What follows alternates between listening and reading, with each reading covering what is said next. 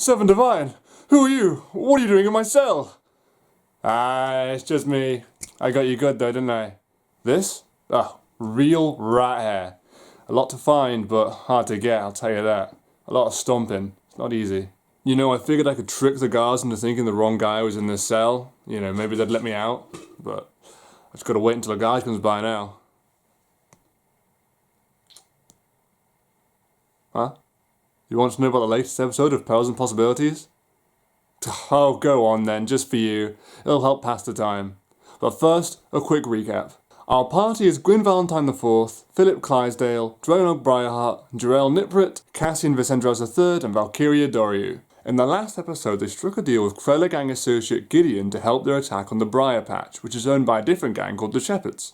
After a slew of crazy dreams and hallucinations, the group wake up ready to raid the Briar Patch, which is where the last episode leaves off. Now let's get into this episode of Perils and Possibilities. The episode opens with the group minus Draynog going to the secret entrance revealed to them by Val's sprite friend, Aaliyah. When he tries to contact her, he discovers that she's trapped in a box of some kind inside the Briar Patch, and goes far enough to not be able to contact her anymore. The secret entrance looks just like a regular building, and as Cassian approaches it, he checks for traps. Here is where Philip gives some really interesting insights as to what they do about this in the military. Well, there's definitely a trap.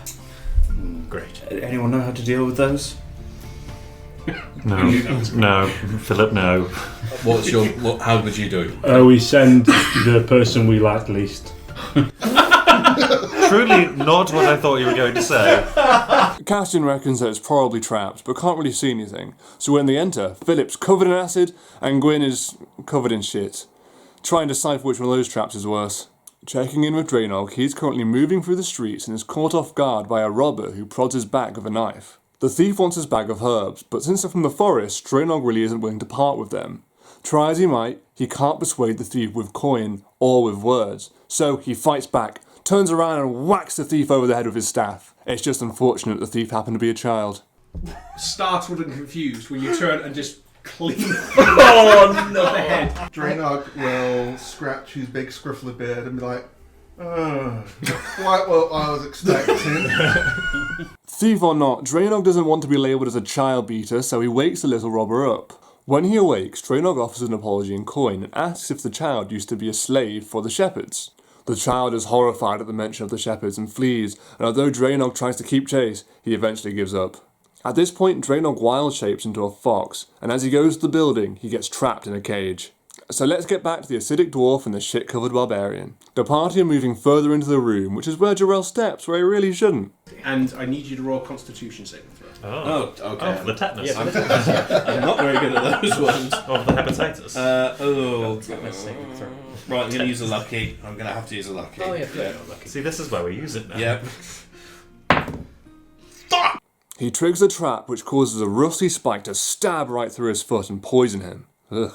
A voice booms from down the corridor asking, "Who goes there?" and an ogre appears. Immediately everyone starts attacking, but with every hit the ogre begs them to stop. It turns out his name's Jimbo and he's actually a slave of the Shepherds as well. He and Philip end up getting on quite well, and Jimbo leads them to a staircase that's really obviously trapped, and it's littered with gnomish writings. Despite solving the puzzle, they still somehow end up cocking it up and triggering the trap. Our heroes, everyone. Regardless, the staircase leads to a dark tunnel, and they leave Jimbo on good terms. Back to Draynog, he's stuck in a cage being inspected by Mayfair and an evil gnome. They're checking his teeth for any gang affiliations, and that's when Mayfair steps in for an investigation of his own. Why are you here?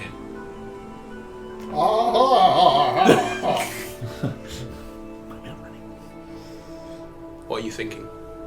Oh. Just as the party are approaching Draynog's location, Mayfair reads his mind and blows everyone's cover. The party jump to strike, but Mayfair isn't here to fight. He's here to talk, and in fact, he'll offer 5,000 gold crowns if they do. Our party will beat children, kill prostitutes, deal with gangsters, but they're not about to talk with a child trafficker, so a fight ensues. During the fight, Gwyn suddenly apologises and begins to contort into a hulking, sharp-toothed and clawed figure with blood-red hair. He whips a guy's head like clean off, yeah.